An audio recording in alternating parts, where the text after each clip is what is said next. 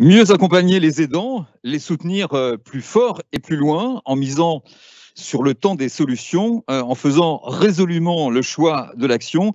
Eh bien, c'est ce qui nous réunit ce matin, vous dans cette salle, merci pour votre présence, et puis vous aussi devant vos écrans, et merci de vous être connectés aussi nombreux ce matin.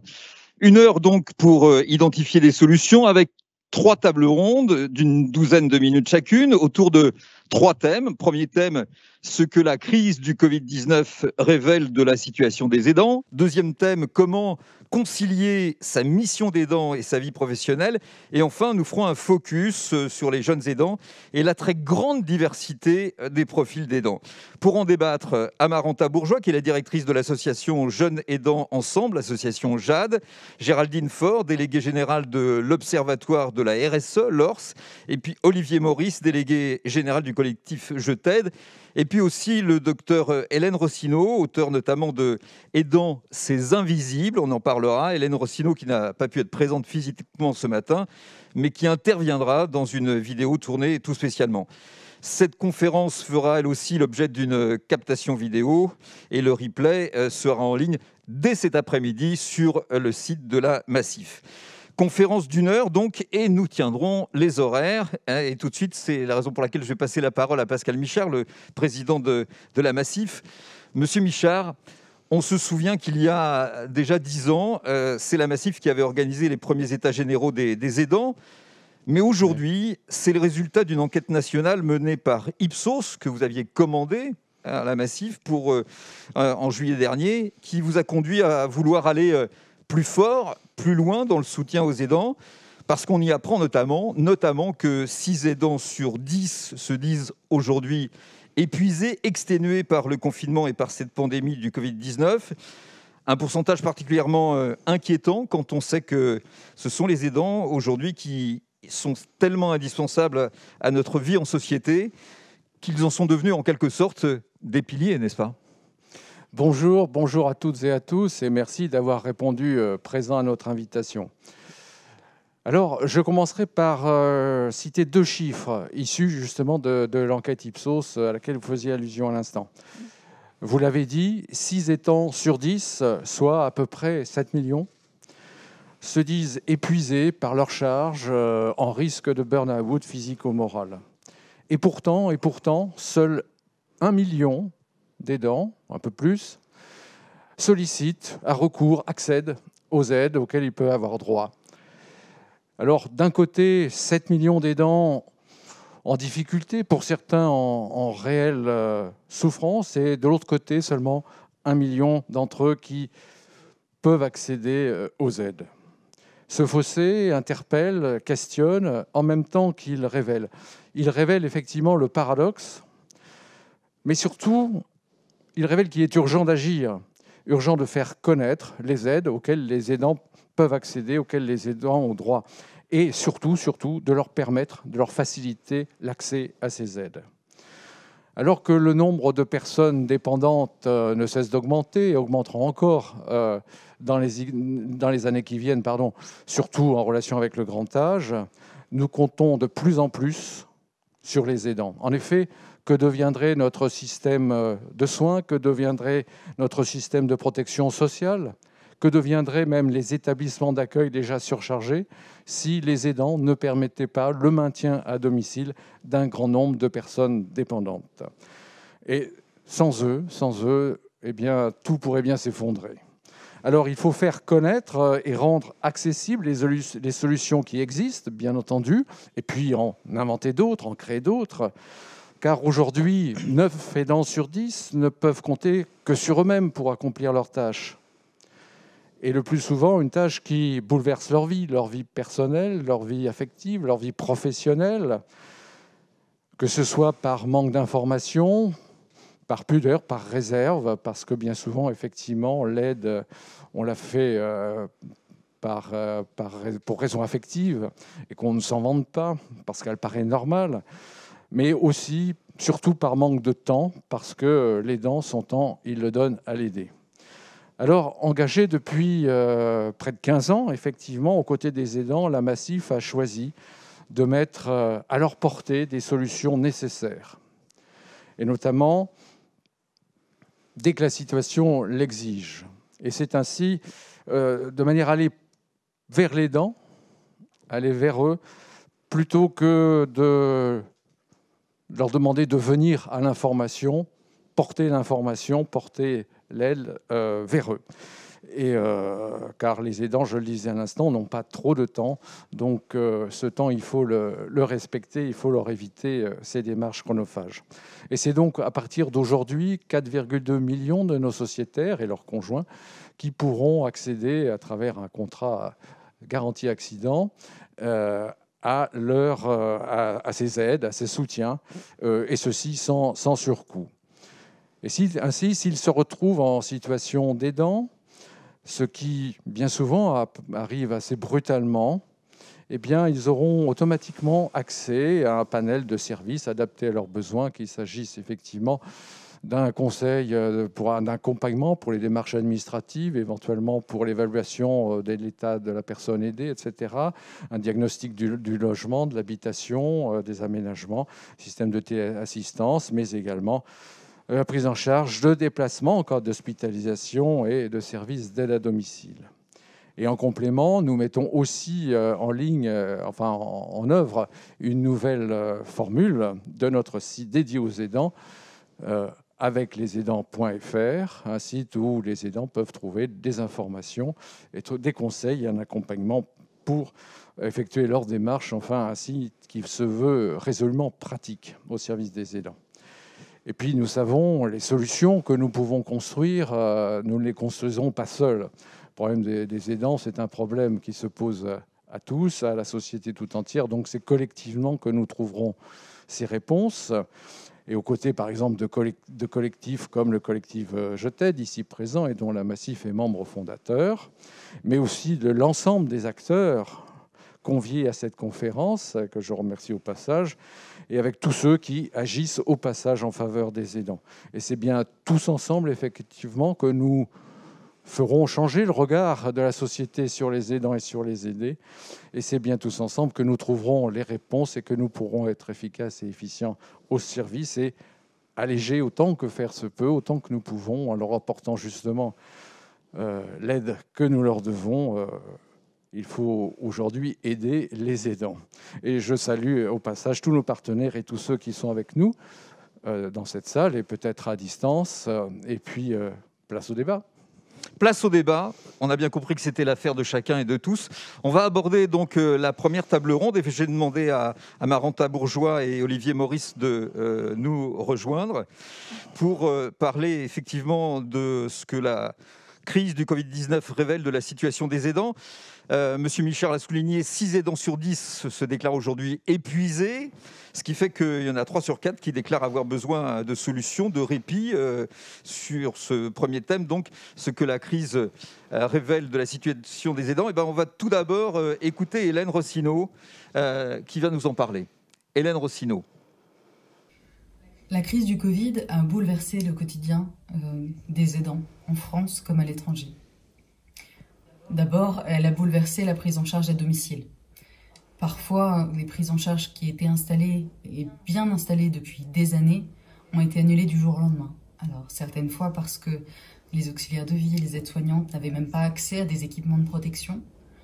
Parfois parce qu'elles n'avaient plus accès au domicile du patient, parce qu'elles étaient elles-mêmes vulnérables ou qu'elles ne pouvaient pas faire garder leurs enfants. Cette crise a aussi instillé la peur, une peur quotidienne chez les aidants, celle de contaminer leurs proches. Parce que c'était les aidants, l'interface pendant le confinement avec le reste du monde.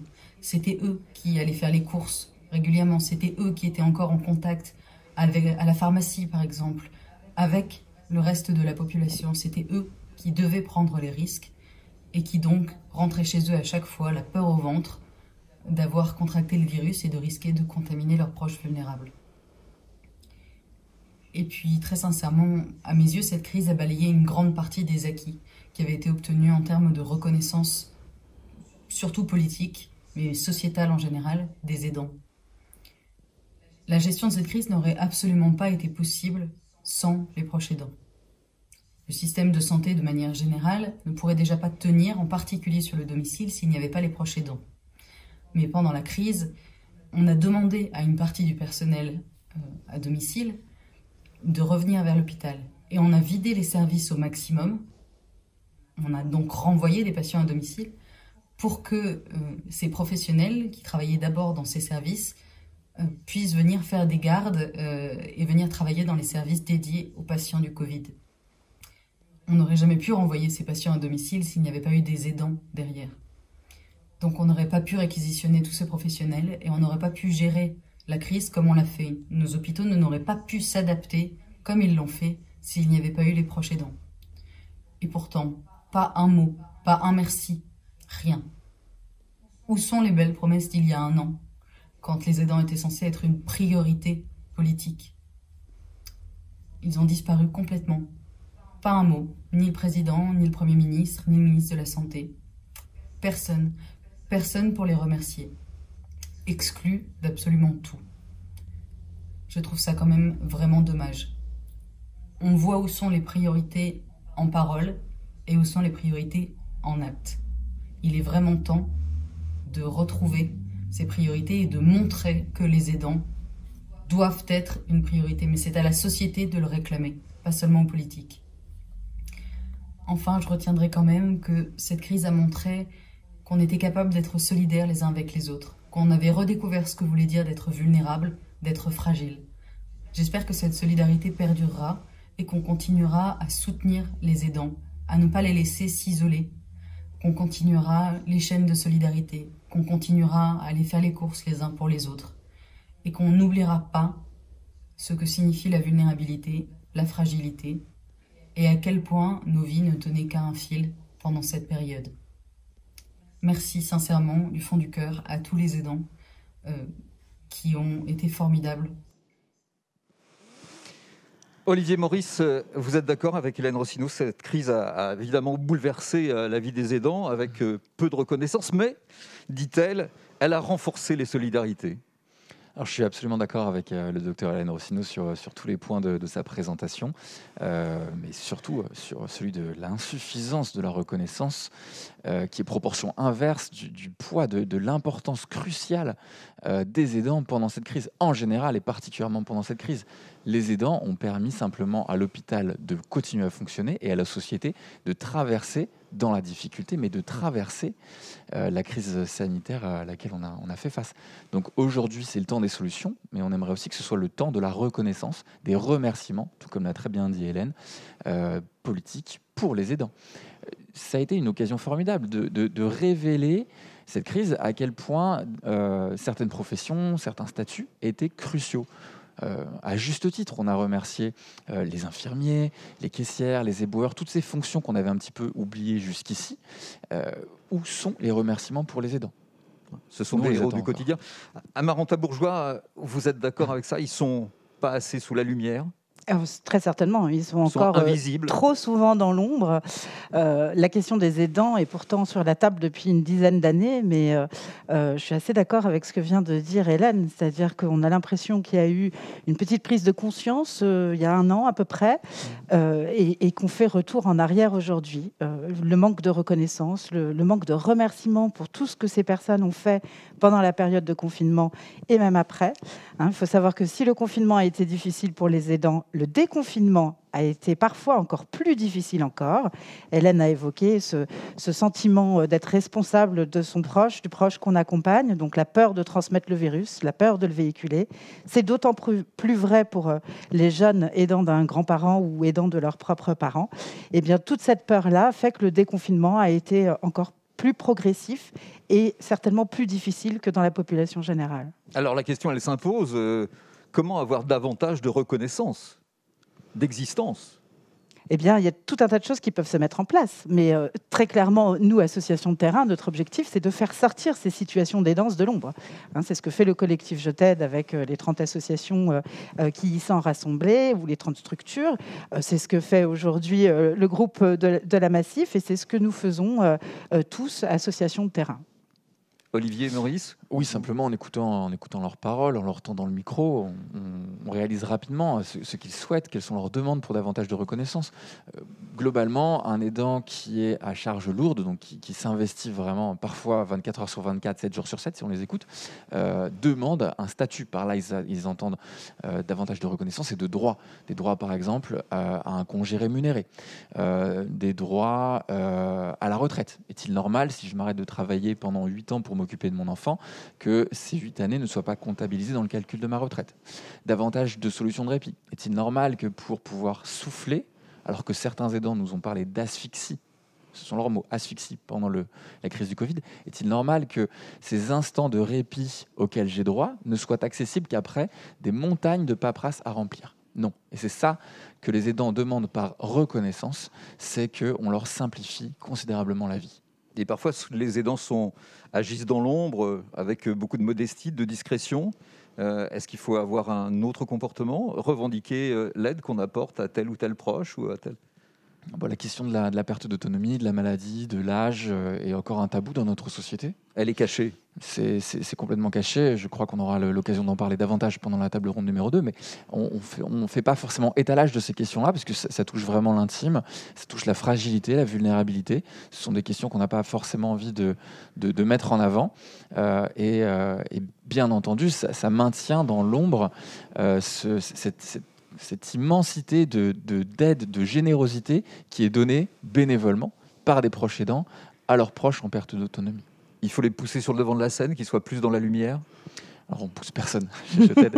On tend la main, on oriente la lumière, on interpelle les médias, on interpelle les grands groupes, on interpelle la société civile pour que leur reconnaissance émerge.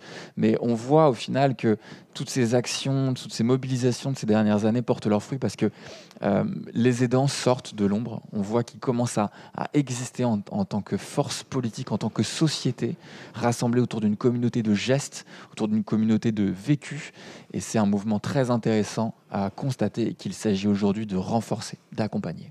D'accord. Vous êtes d'accord avec ça? Complètement. Ouais.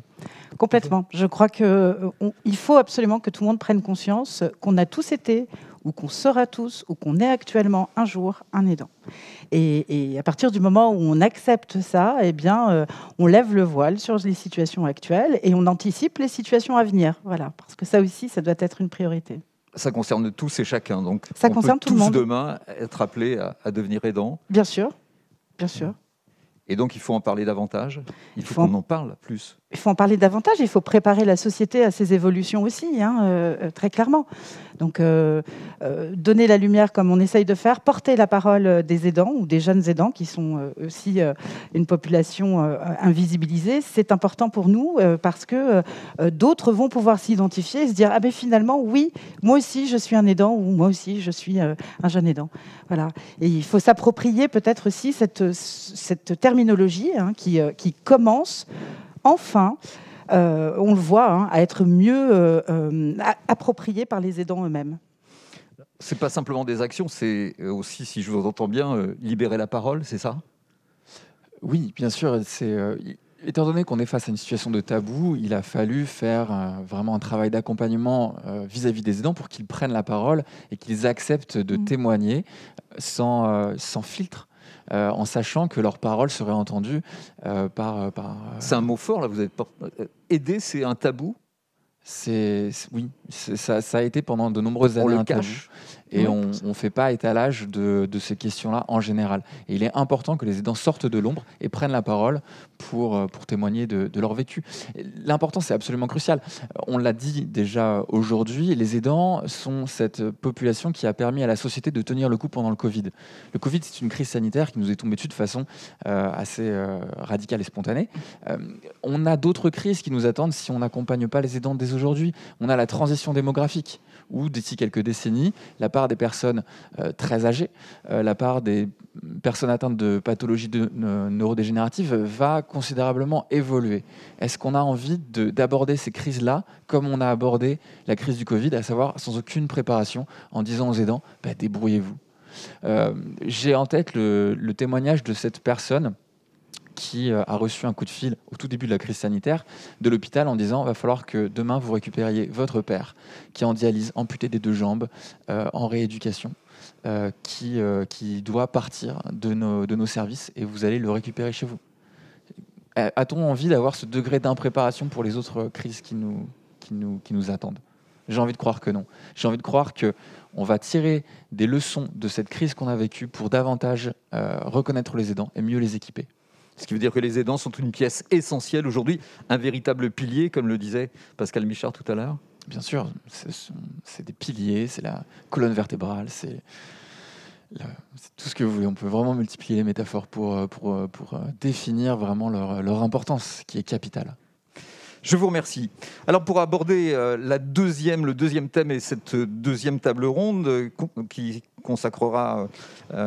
s'intéressera à la mission d'aidant et comment concilier la mission d'aidant et sa vie professionnelle, je vais demander à Géraldine Faure de nous rejoindre. Donc c'est on le disait tout à l'heure, c'est compliqué, vous me l'aviez dit au téléphone, de concilier sa mission d'aidant et sa vie professionnelle, à tel point qu'il y a 17% des aidants qui ont dû demander un aménagement d'horaire, parce que il faut pouvoir trouver du temps, 12% qui ont dû, eux, réduire leur temps de travail, et il y en a même 1 sur 10 qui a dû arrêter carrément de travailler. Géraldine Faure, lorsque nous nous sommes parlé donc, au téléphone, vous m'avez dit que c'était toujours un équilibre difficile à établir entre sa mission et puis sa vie professionnelle. Il y a pas assez de reconnaissance Je crois que c'est sein du milieu, au sein de la profession. Je crois surtout que c'est un équilibre subtil entre une vie privée à concilier et une vie professionnelle. Quand on est aidant familial, on a envie d'être au travail, on a envie d'être bien au travail et on n'a pas envie de rester chez soi. Donc, tous ces dispositifs qui sont mis en place par des grands groupes. Alors, la Massif a été un pionnier, un défricheur avec d'autres grands groupes français. On a produit avec la Massif et d'autres, et les partenaires des organisations syndicales, un guide sur les aidants familiaux avec des bons exemples que les entreprises ou des plus petites entreprises dont elles peuvent s'emparer permettent justement de concilier de la meilleure façon possible la vie professionnelle et la vie personnelle. Mais vous le disiez tout à l'heure, c'est plus facile dans les grands groupes que dans les PME ou les PMI, effectivement, où il y a moins de ressources. Les grands groupes ont mis en place des dispositifs de dons de congés, travaillent avec les médecins du travail qui sont très importants, avec les services d'action sociale, avec des plateformes, avec le tissu associatif dont Olivier Amaranta ont parlé. C'est très important, bien sûr. Mais vous le disiez aussi, finalement, quand on est engagé dans une mission d'aidant, on ne le dit pas toujours quand on est au travail. Non, c'est comme quand on est malade, on n'a pas envie d'étaler sa vie privée. C'est ce que disait Olivier, ça relève de l'intime. On a envie de parler d'autre chose, on a envie d'être bon dans son travail, et on n'a pas envie de parler de ces sujets personnels. Olivier Maurice, dans certains univers de professionnels, être aidant, c'est quoi, une maladie honteuse ? J'irai pas jusqu'à dire ça, mais on anticipe une réaction souvent négative de la part de ses collègues et de la part du management. Il a autre chose à faire, il ne va pas être disponible pour ça et ça, c'est ça ? Oui, c'est ça. J'ai le témoignage que je vais vous lire, par exemple, d'une personne qui nous dit ceci. Un collectif Je t'aide, on reçoit quotidiennement de très nombreux messages. Je suis la maman d'une jeune fille de 5 ans atteinte du syndrome de Prader-Willi et je travaille 3 jours par semaine. Personne ne réalise la fatigue nerveuse que cela implique. Il faut concilier les deux, vie professionnelle et vie personnelle, et surtout les, entre guillemets, gentilles remarques de mes collègues. Quand on arrive...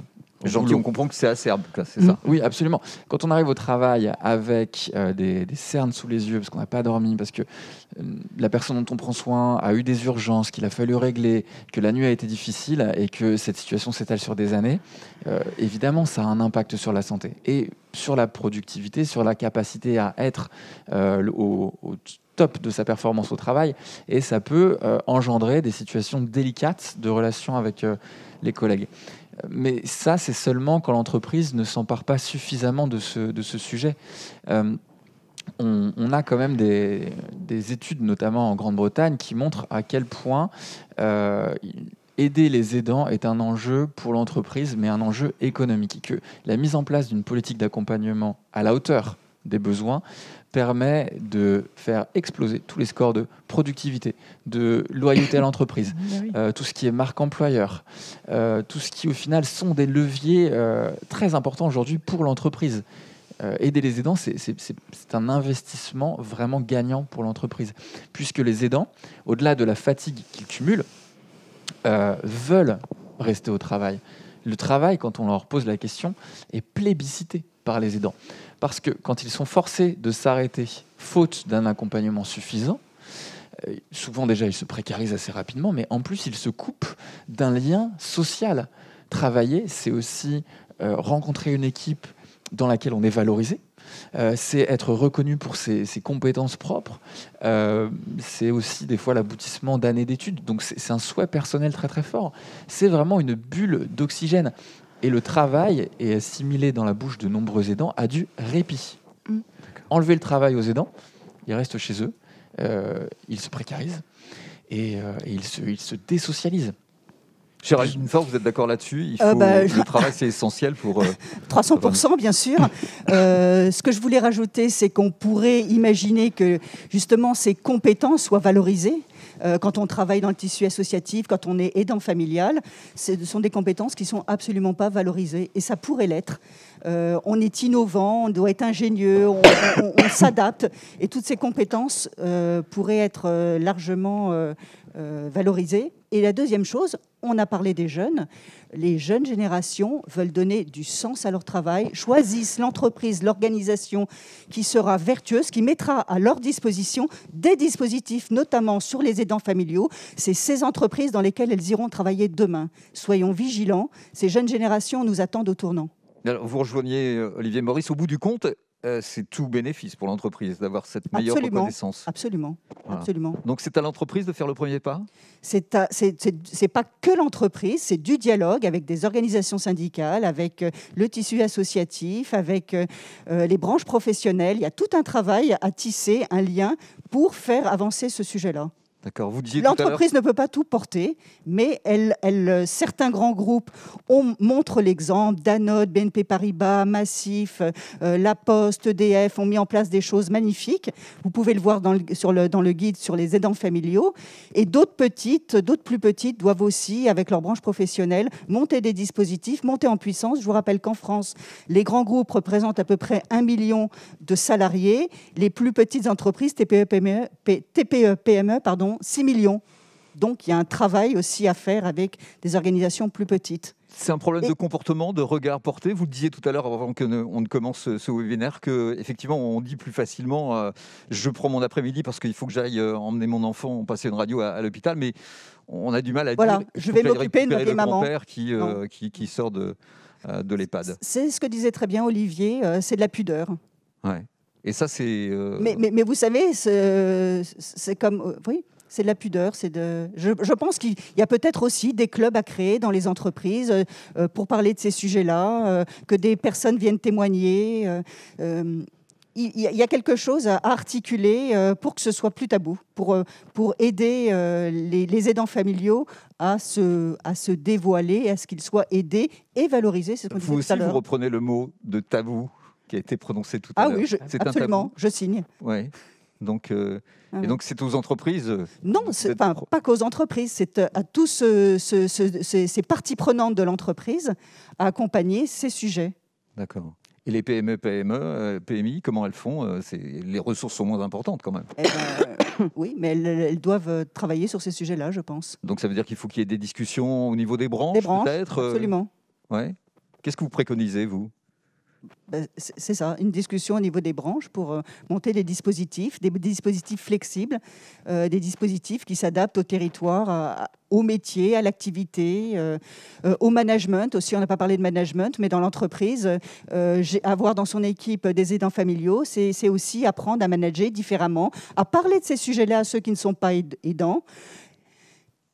C'est vraiment tout le collectif de l'entreprise, de l'organisation, la médecine du travail, l'action sociale. Tout le monde doit être embarqué, tout le monde doit parler de ces sujets-là. En parler encore et toujours pour qu'il y ait davantage de Absolument. reconnaissance. On revient effectivement sur notre première table ronde. En parler davantage, les mettre en lumière, c'est ça? En parler davantage avec une sensibilisation vraiment faite sur les pratiques du management. À mon sens, la priorité, c'est déjà d'établir un environnement aidant-friendly en entreprise, où tous les degrés du management doivent être sensibilisés au fait qu'être aidant, ça touche tout le monde, et que si eux-mêmes ne le sont pas aujourd'hui, ils seront demain, et que aujourd'hui, c'est l'enjeu en entreprise. On estime qu'en 2013, la part des aidants en entreprise a dépassé celle des jeunes parents en entreprise. Je parlais tout à l'heure de la transition démographique qui nous attend dans les décennies à venir. Il est temps que l'entreprise s'empare de ces sujets. Mais en parler, ça veut dire aussi amener des solutions concrètes. Dès qu'on a établi un environnement aidant-friendly, où un aidant sait qu'il peut parler sans tabou de sa situation, après, il faut valoriser des dispositifs de conciliation, tels que le télétravail, la flexibilité. Si j'ai une urgence, j'ai le droit de partir une demi-journée et de m'arranger avec mon manager pour la rattraper après. Tout ça, c'est juste de la flexibilité, c'est du bon sens. Et quand on arrive à en parler à cœur ouvert, sans tabou, avec un employé, eh bien, la conséquence, c'est que son degré de loyauté, son implication est démultiplié. Donc, Mais dans le même temps, on a l'impression quand même que les entreprises font plus facilement des aménagements ou prennent des dispositions pour les jeunes parents. Par exemple, en ouvrant des crèches d'entreprise. Que pour les aidants, c'est ça? Quand on a une naissance autour de soi, quand on est salarié et qu'on a une naissance, quel est notre premier réflexe? C'est faire le tour des bureaux avec la photo du petit dernier ou de la petite dernière. Évidemment, on ne va pas faire ça quand on est aidant. Donc, on reste, encore une fois, dans le tabou lié à tout ça. Mais un management de proximité doit sentir une situation personnelle.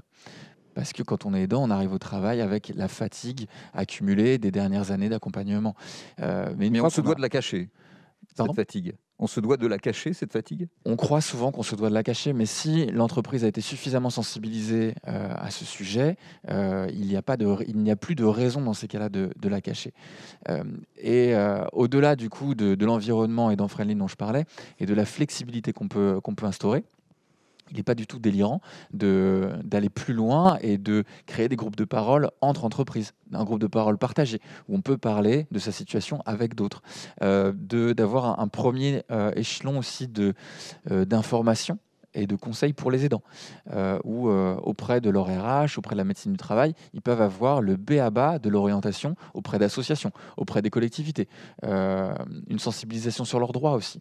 Tout ça, ça peut être intégré à l'entreprise. Et l'entreprise a tout intérêt à aller sur ce sujet, parce qu'un aidant qui n'est pas suffisamment accompagné en entreprise, c'est un burn-out, dans malheureusement une trop forte proportion des cas. Géraldine Faure, il y a une forme de charge morale, si ce n'est mentale, quand on est aidant. Oui, évidemment, très forte. Ouais. Vécu douloureusement dans l'entreprise, on porte le poids. Je pense qu'on arrive avec ses valises au travail et que précisément, il faut les poser. Il faut trouver des aménagements dans son temps de travail, en parler avec son équipe, avec son manager et trouver des solutions. Trouver, encore une fois, des solutions ensemble, des solutions qui conviennent à l'employeur et aux salariés. Et effectivement, si le salarié pose ses valises, il est plus paisible et pour travailler et accomplir ses tâches, et ensuite pour revenir chez lui ou dans son espace familial pour s'occuper de la personne dont il a la charge. Vous pensez que il faut d'abord que plus on est serein au travail, ouais, mais meilleur est l'équilibre, si vous voulez. Donc si on arrive tendu, nerveux, on ne fera pas bien son travail, on ne sera pas bien avec ses collègues, et c'est après un enchaînement de situations complexes. Vous parlez des collègues, ça veut dire que la première chose, c'est d'abord que les collègues aient connaissance de la mission d'aidant de leurs collègues eux-mêmes. Il faut décrypter, profiter des journées, des semaines sur ces sujets-là pour en parler, faire venir les associations, monter des petits déjeuners et des webinaires comme ce matin. Donc, merci d'avoir organisé cette opération qui va permettre de lancer le sujet. Ça peut être l'occasion de faire une réunion d'équipe et de lancer le webinaire et de dire, voilà, la Massif a monté cet événement ce matin, faisons un café aidant la semaine prochaine avec l'équipe pour en parler. Mais c'est souvent difficile de libérer. C'est ce genre de petites initiatives qui alimentent le ruisseau et qui font que l'on pourra communiquer davantage sur le sujet et trouver des solutions.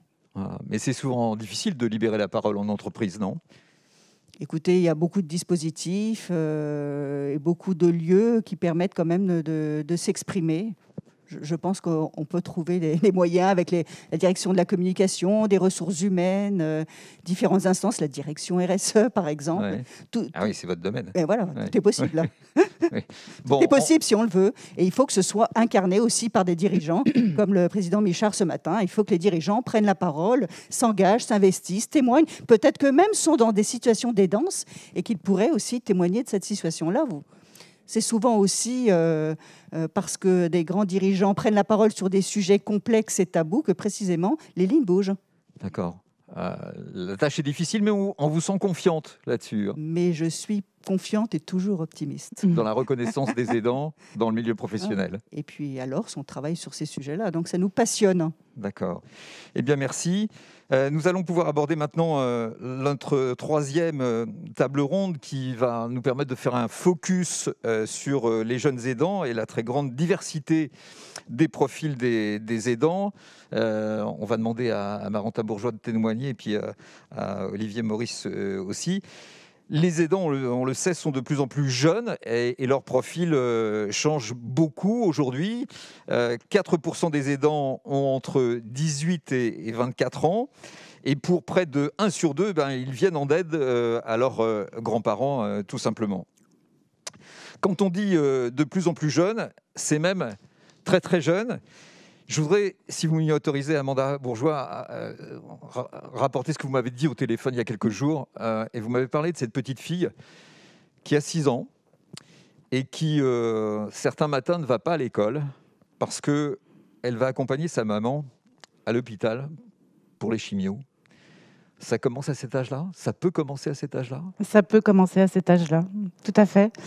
On va donc sortir de l'entreprise pour entrer plutôt dans le milieu scolaire et les collèges et les lycées. On sait aujourd'hui qu'il existe un certain nombre d'enfants, d'adolescents qui sont dans une situation d'aidance auprès d'un proche parent malade en situation de handicap ou de perte d'autonomie. Là, on a des jeunes aidants qui sont aidants d'un grand-parent, mais ça peut aussi très bien être une maman malade, un papa en situation de handicap, un frère, une sœur avec des problématiques d'autisme ou de polyhandicap. Voilà. Donc, les jeunes aidants en France sont beaucoup plus nombreux qu'on ne le croit. Ouais, on n'y pense pas, mais effectivement, des situations comme celle que vous m'avez rapportée, elles peuvent se rencontrer. Elle se rencontre dans toutes les salles d'attente. Dans toutes les salles d'attente, dans toutes les salles de classe, vous trouverez des jeunes aidants. Là, en l'occurrence, il s'agit d'une petite fille qui préfère accompagner sa maman en chimiothérapie. Mais des exemples comme ça, il y en a pléthore. Il y a certains des jeunes que nous rencontrons qui, par exemple, ne veulent plus manger à la cantine dans leur établissement scolaire, veulent absolument rentrer chez eux entre les cours du matin et les cours de l'après-midi pour vérifier que l'infirmière est bien passée, donner le traitement aux parents malades ou vérifier que le parent n'a besoin de rien. À quel prix à quel prix en termes de temps, de charge mentale, de difficulté ensuite à se concentrer sans doute pendant les cours. Mais ça, c'est une réalité. Dites-moi, pour ces enfants dont vous parlez, là, c'est aujourd'hui la double peine, parce qu'il y a déjà une forme de déscolarisation due notamment au confinement, à cette pandémie du Covid-19. Et puis, il y a cet engagement d'aidants. C'est difficile d'avoir une scolarité. Alors, c'est vrai normale. Que le confinement a été une période dont on a peu parlé par rapport aux jeunes aidants, mais en réalité, ça a été une période pour beaucoup difficile. Il n'est pas toujours évident de poursuivre les cours à distance tout en étant aidant ou vivant dans une famille avec un proche en situation de handicap ou de vulnérabilité ou atteint d'une maladie. Donc oui, il y avait clairement un risque de décrochage scolaire, de difficulté à poursuivre la classe à distance. Et puis surtout une grande inquiétude vis-à-vis du parent vulnérable, parce que qu'on a beaucoup dit que les enfants, les jeunes étaient asymptomatiques, et puis finalement peut-être pas, mais en tout cas qui pouvaient véhiculer et transmettre le virus. Donc vous imaginez tout ça dans la tête d'un enfant, d'un adolescent qui vit avec un proche vulnérable, la lourdeur de la responsabilité de il faut que je fasse attention, il faut que je prenne soin de moi parce qu'il ne faut surtout pas que je contamine mon proche. Voilà, ça c'est une réalité. Je crois aussi qu'on peut dire que si le confinement a été difficilement vécu par certains, il a aussi parfois donné lieu à de moments un peu volés comme ça, inhabituels, puisque certains nous ont fait part d'une espèce de joie, de bonheur à pouvoir passer plus de temps avec leurs parents malades. Voilà, c'est une réalité aussi. Voilà, notamment peut-être dans des situations un peu compliquées où une fin de vie pourrait advenir dans un temps plus ou moins proche. Quelle maturité que de savoir saisir cette situation pour essayer d'en profiter. Mais enfin, ça n'a pas été le cas de tout le monde. Le confinement a plus souvent été difficile et le déconfinement encore plus. Olivier Maurice, on pointait du doigt tout à l'heure le manque de reconnaissance dans le milieu professionnel, souvent. À l'école, c'est pareil, donc ? Pour les jeunes aidants, oui, bien sûr, hein, ces situations sont pas explicitées dans l'immense majorité des cas. Donc, le manque de reconnaissance est encore plus criant pour les jeunes aidants. Et on gagne rien, en fait, à les maintenir dans cette ombre-là. C'est bien sûr à leur détriment. D'accord. Dans votre collectif, la situation se pose souvent avec l'engagement de très jeunes. Nous recevons des témoignages assez régulièrement de très jeunes personnes qui nous parlent de cette situation, mais pas au niveau collège-lycée. C'est des très jeunes étudiants qui nous témoignent cette situation. J'ai notamment dernièrement reçu le message d'aidants qui étaient dans leurs études et qui simplement étaient tellement pris par l'aide qu'ils n'arrivaient absolument pas à concilier les deux. Ils sacrifient leurs études. Et c'est... je parlais tout à l'heure un petit peu des projections, hein, de tout ce qui était projection démographique, etc. Il faut voir aussi que si on n'accompagne pas suffisamment ces personnes, ces jeunes aidants qui sont aujourd'hui de jeunes étudiants, eh bien on se prive de la richesse de toutes ces personnes qu'on essaie de former pour demain, qui seront nos employés, nos cadres, qui seront les personnes vraiment aux manettes de l'économie, de la société. Est-ce que nous, société, on est prêt à faire ce sacrifice-là ? Juste parce qu'on refuse de lever le voile sur leur situation. Alors après, vous parliez du collectif. Le collectif Je t'aide est donc cette rencontre d'une trentaine de structures, très majoritairement associatives, dont nous valorisons vraiment pour chacune la spécificité et l'expertise. Et Amaranta, pour Jade, vraiment est la référente du collectif Je t'aide sur la question des jeunes aidants. Géraldine Faure soulignait tout à l'heure que la reconnaissance, elle est compliquée en entreprise. Voilà. Mais là, quand on sort de l'entreprise et qu'on va à l'école ou à l'université, c'est encore plus compliqué, non ? C'est bien sûr que c'est compliqué, mais d'autant plus que la plupart du temps, les jeunes ne parlent pas de leur situation. Elle est complètement tue. Hein. Vous imaginez, on est à l'âge du collège, on a 11-12 ans, on est tout juste début de l'adolescence, on a envie d'être complètement invisible dans le moule, comme tout le monde. Et donc, on va très certainement pas, ou très rarement, parler de sa situation d'aidant, qu'on n'a peut-être même pas encore complètement qualifié d'aidant, compris ce que ce terme-là désignait. On ne va pas parler d'un frère qui présente des troubles du comportement importants ou d'une maman atteinte d'un cancer qui pourrait peut-être en mourir. Ce sont des sujets qu'on tait complètement. Voilà, complètement. Alors, on a entendu dernièrement le ministre de l'Éducation dire qu'il fallait effectivement faire des efforts pour les enfants qui ont décroché, qui ont été déscolarisés, notamment pendant le confinement et après. Certains ne retournent tout simplement pas au collège ou au lycée ou à l'école. Pour ces enfants-là qui aident, quelle est la bonne formule ? Comment pouvoir les aider, les accompagner dans leurs études qu'ils sacrifient pour une part, finalement, parfois ?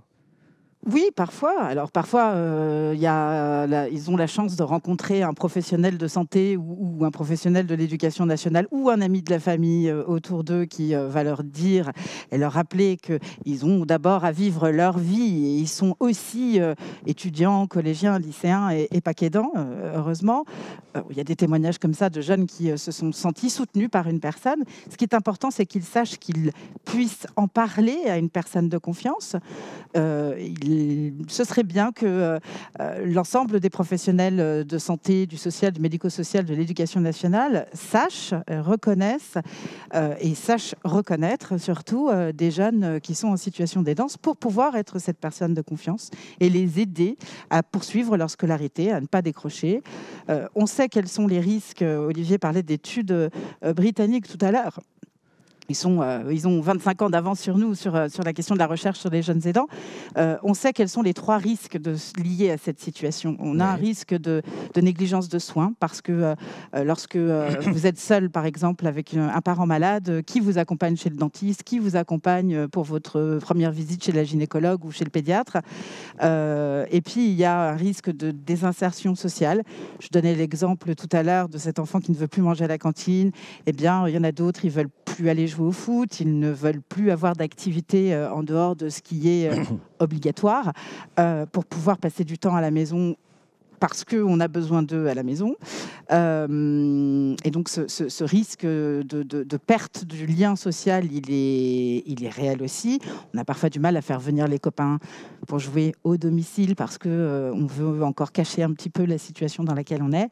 Et puis, le risque qui, pour le coup, est très documenté en Angleterre sur les difficultés scolaires qu'engendre la situation d'aidance, la fatigue, les difficultés de concentration, voilà, l'angoisse, et qui peut aller jusqu'au décrochage scolaire complet, voilà, ou vers une orientation vers des circuits très courts d'études pour pouvoir concilier les deux. Encore une fois, Géraldine le disait tout à l'heure, hein, toute la difficulté pour tous les aidants, quel que soit l'âge, c'est d'arriver à concilier sa propre vie avec l'aide apportée à la personne vulnérable.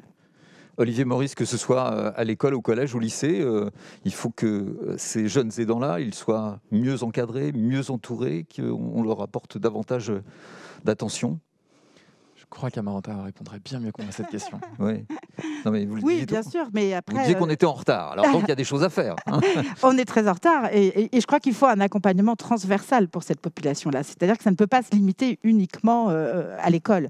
Ils doivent pouvoir être accompagnés tout au long de leur vie d'aidant par un référent, parcours de vie par exemple, qui puisse prendre en charge un certain nombre de choses pour... alléger un peu le quotidien d'aidant de ces jeunes. Voilà. Très clairement, aujourd'hui, quand on écoute les jeunes aidants, beaucoup disent qu'ils sont fiers de ce qu'ils font. Beaucoup se sentent valorisés par l'aide qu'ils apportent à leurs proches, à leurs parents, à leurs frères et sœurs. Néanmoins, ça reste au sein du cercle familial et uniquement avec les proches. Et la situation est complètement invisibilisée par ailleurs, parce qu'on ne veut pas laisser entrer dans la sphère privée ce qui relève, ce qui appartient de la sphère privée. Et au-delà de cette fierté, nous, ce qui nous intéresse, c'est de pouvoir sensibiliser un maximum de personnes autour de ces jeunes aidants pour qu'ils puissent comprendre que c'est à ça qu'il faut s'accrocher et que c'est non pas des vulnérabilités déficitaires qui auraient trop de difficultés pour pouvoir réussir dans la vie, mais au contraire, que c'est une vulnérabilité capacitaire et qu'ils sont en capacité de faire les choses et donc en capacité d'aider un proche et avec un peu de soutien, en capacité de réussir leurs études. Et que l'un ne doit pas prendre le dessus comme ça sur l'autre. Eh bien, je vous remercie. On est loin, effectivement, d'avoir épuisé tous les sujets, notamment l'ensemble des questions qui se posent sur ces 3 thèmes de table ronde. Je vais vous demander de rester avec nous parce qu'on va avoir une période de questions-réponses. Mais la pendule tourne et je vais passer tout de suite la parole à Pascal Micha pour avoir le mot de la fin. Et ensuite, nous prendrons des internautes 2 ou 3 questions en direct. Oui, alors vous le savez, le débat public à l'approche de la loi grand âge et autonomie, ou aussi avec le sujet du 5e risque, tend à se concentrer sur les solutions financières, destinées effectivement à faire face à la perte d'autonomie. Ces dispositifs publics, privés, vont bien sûr se mettre en place. Et en qualité d'assureur, nous jouerons notre rôle le moment venu. Car notre métier, c'est effectivement aussi de construire ces solutions de prévoyance ou d'épargne. Mais, et le débat auquel nous venons d'assister nous le confirme, la perte d'autonomie, qui, rappelons-le, ne concerne pas que les personnes âgées, n'est pas qu'un sujet d'ordre financier. Il ne faudrait pas réduire le sujet à un problème financier, il ne faudrait pas financiariser la question. Et effectivement, les études, les sondages qu'on a pu effectuer, et même le débat auquel nous venons d'assister montrent bien que les préoccupations sont bien au-delà de la seule question financière. Aider les aidants, soutenir les aidants, ce n'est pas effectivement qu'un choix budgétaire, c'est d'abord un choix d'humanité. Et il s'agit donc d'un choix de société, et ça a été évoqué également. Et pour l'aidant, c'est un acte d'humanité qui mérite mieux effectivement que notre indifférence. Accompagner ses proches est un engagement. C'est un engagement d'abord affectif, et cela ne doit pas être un sacrifice. Olivier Maurice l'a dit à l'instant. Ça ne doit pas être un tabou. Le mot est revenu plusieurs fois dans la matinée. On doit être fier d'aider son prochain. On doit être fier d'aider un proche en perte d'autonomie, comme on est fier d'aider ses enfants à grandir. Faire évoluer le regard de la société, faire évoluer l'opinion, sensibiliser les pouvoirs publics, sensibiliser nos représentants politiques est essentiel pour rendre visible l'action des aidants et pour rendre visible aussi l'action de ceux qui aident les aidants. Et le rôle majeur que tous jouent dans la société. En fait, c'est un choix de société, c'est le choix d'une société plus humaine. Et c'est aussi notre rôle, nous, Massif, que d'aller dans ce sens. Et c'est tout le sens, effectivement, de notre campagne de télévision qui démarre le 23 septembre sur les chaînes publiques et donne la parole à ceux qui agissent en faveur des aidants.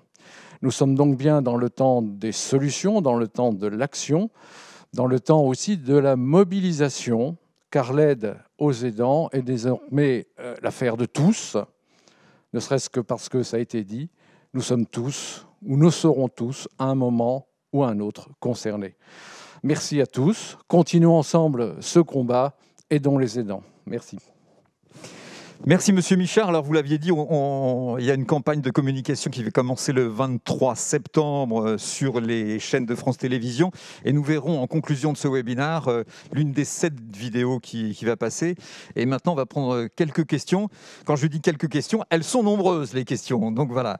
Donc la première, elle porte sur la situation de la France. Est-ce que les pays comme la Suède, la Suisse ou la Belgique sont plus avancés sur ces sujets ? Alors, vous avez parlé de l'Angleterre, la Grande-Bretagne. Sur la question des jeunes aidants spécifiquement, alors la Suisse, oui. Bon, je crois que très clairement, l'Angleterre est loin devant nous.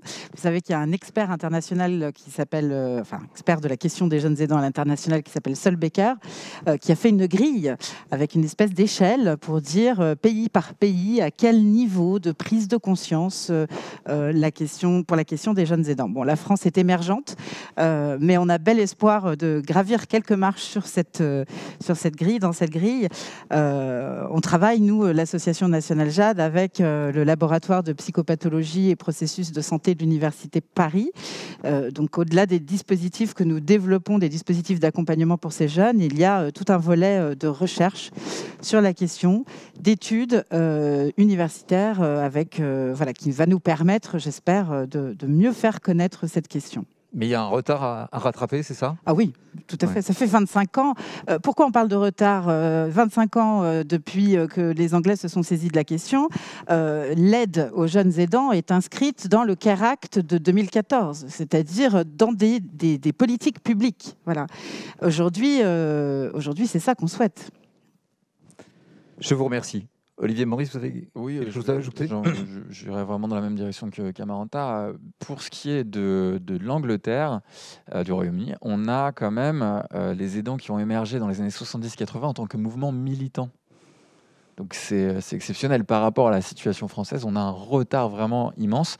Donc c'est à cette époque-là que les aidants se sont sentis rapprochés, réunis par une communauté de gestes. Et c'est très fort, puisque politiquement, ça veut dire qu'ils ont un poids et que les candidats, que les élus s'adressent à eux. En France, on a constaté que les candidats s'adressaient aux aidants, globalement, que lors du dernier scrutin municipal. Ça vous conforte dans la décision qui est la vôtre, Monsieur Michard, c'est communiquons davantage. Communiquons davantage, faisons connaître les problématiques, faisons connaître le sujet et surtout rapprochons-nous des aidants, mettons-les en lumière. Là aussi, quelqu'un l'a dit tout à l'heure, c'est important non pas de les starifier parce que je ne pense pas que ce soit ça qu'ils demandent, mais que le regard sur eux soit moins transparent, simplement qu'ils existent et qu'on les reconnaisse dans leur rôle social éminent. Rapidement, une deuxième question, je la lis. Comment venir en aide aux aidants qui ne se reconnaissent pas comme tels et qui vivent une profonde culpabilité et ont le sentiment de trahir et d'abandonner s'ils acceptent de reconnaître leurs difficultés et leurs besoins d'aide? Oui, ils sont cachés, ils se cachent, ils ont du mal à se révéler. Oui, c'est une question très intéressante qui souligne bien qu'on est dans une forme d'idéologie très sacrificielle, où aider doit se faire, hein, j'entends bien, au détriment de soi-même, dans un don absolu de soi. Ça interroge beaucoup au final sur le moule idéologique de notre société, et c'est évidemment difficile de faire entendre à quelqu'un qu'il n'est pas un mauvais fils, une mauvaise fille, une mauvaise personne, s'il ne se donne pas intégralement, s'il ne donne pas 24 heures sur 24, 7 jours sur 7 à son proche. Maintenant, ce sont des situations difficiles à dénouer, mais qui peuvent évoluer grâce à de la parole, grâce à de l'accompagnement, notamment d'aidants qui sont passés par là. S'il y a des personnes avec qui il est relativement plus simple de parler et d'exprimer sa situation, ce sont des aidants actuels ou des gens qui connaissent la situation pour l'avoir vécu. Donc c'est des interlocuteurs toujours très intéressants qui peuvent être un petit peu le premier pas, le plus facile à faire avant de rentrer dans un processus d'accompagnement plus structuré. Géraldine, vous vouliez ajouter un mot? Ce que dit Olivier, dans l'entreprise, ça peut être la médecine du travail, service social, une infirmière à qui on peut se confier et qui peut vous mettre aussi en relation avec d'autres aidants aussi pour tirer ce fil et trouver des solutions et en parler. Alors, les questions sont nombreuses, parce qu'il y a plus de 200 personnes près de 200 personnes qui sont connectées. Gardez la parole, Géraldine Faure, parce que la troisième question vous concerne directement. Comment faire comprendre notre situation d'aidant et d'aidante à notre employeur, notamment le fait de devoir poser des congés très régulièrement pour le suivi médical de la personne aidée? Mais écoutez, il y a des dispositifs, hein, et il faut s'en en parler, il faut les connaître aussi, hein, donc aller voir son DRH, expliquer sa situation et bénéficier de ces dispositifs s'ils existent. Oui, le congé proche aidant existe. Oui. Voilà. Ça suffit? Oui, c'est déjà ça. C'est déjà une solution. Je ne sais pas si ça suffit, mais c'est déjà une première marche. Il n'est pas encore rémunéré. Très prochainement, il devrait être rémunéré à l'automne, si tout va bien. Pour le moment, il s'agit de 3 mois non rémunérés. Donc c'est compliqué. Dans ces situations, souvent, l'aide évidemment coûte cher. On ne peut pas s'arrêter de travailler comme ça sans solde. Donc les aidants aujourd'hui, quand ils ont besoin de prendre des congés, souvent ils se font faire des arrêts maladie. D'accord. Eh bien, on va prendre une quatrième et peut-être une dernière question et que je vais adresser peut-être à Monsieur Michard. Qu'en est-il des droits des aidants concernant la retraite? Ça, c'est dans les tuyaux. C'est dans les tuyaux. En tout cas, c'est un sujet qui mérite d'être posé parce qu'effectivement, ça a été évoqué au cours de la table ronde. Quand on prend des jours de congé, quand on arrête ses activités professionnelles pendant un certain temps, eh bien, effectivement, il y a une suspension des droits à la retraite. Donc, en fait, l'aidant va être pénalisé. Il est pénalisé dans sa vie professionnelle, il sera pénalisé dans son avenir. et il aura moins de ressources aussi le jour où lui-même risque d'en avoir besoin pour sa propre éventuelle dépendance. Donc on voit bien que c'est un sujet global, c'est un sujet de société qu'il faut traiter. Et c'est ce que je disais tout à l'heure, en fait c'est le choix d'une société, quoi. Le choix de prendre en compte ce que j'appelais cette humanité par rapport à d'autres choix que l'on peut voir aujourd'hui. C'est donc un choix global, c'est le choix du financement, c'est le choix des jours de liberté payée, c'est le choix de la retraite, c'est le choix d'une prise en charge globale et d'un statut, ça rejoint là aussi le débat, d'un statut, d'une reconnaissance. C'est donc tout le regard de la société qui doit changer, et par conséquent de cela découlera toutes les modalités en fait de mise en œuvre et de soutien aux aidants, et dont le sujet de la retraite. Olivier Maurice, les mesures financières, elles sont importantes quand même. Les mesures relatives à la retraite ? Oui, mais en tous les cas, à la situation des aidants. Et puis, oui. Dans le financement de l'aide aux aidants, on est très en deçà des besoins. Mais alors vous me lanceriez sur une conférence d'1 heure, mais je crois qu'il y a une erreur fondamentale de paradigme de la part du gouvernement ou de nos dirigeants en général, c'est de penser que l'aide aux aidants coûte cher. Évidemment, quand on parle de financer l'aide aux aidants, n'importe quel dirigeant pense dans sa tête calculette 11 millions fois le montant alloué. Donc ils se disent on n'a pas les moyens. Sauf que c'est ne pas prendre en compte ce que coûte aujourd'hui l'insuffisance de l'aide aux aidants. Un aidant qu'on n'accompagne pas suffisamment, avec quelques petites journées de répit par-ci par-là, c'est un aidant qui part rapidement en burn-out.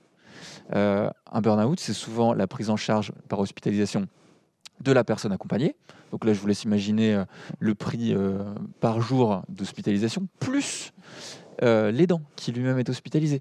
Donc il est temps aujourd'hui de réaliser que l'aide aux aidants, ce n'est pas une dépense, c'est une économie, en plus d'être un magnifique projet de société, un projet de solidarité. Donc on va travailler. C'est un investissement. À terme, c'est un investissement. Aider les aidants, c'est un investissement. Eh bien, on va conclure avec cette phrase, mais en conclusion, et Pascal Michard disait tout à l'heure annoncer cette campagne de communication qui va démarrer donc le 23 septembre sur les chaînes de France Télévisions. Eh bien, nous allons conclure en visionnant l'une des 7 vidéos. Vous allez voir à quel point, effectivement, et on prendra les questions de la salle après. Je vous remercie pour votre attention.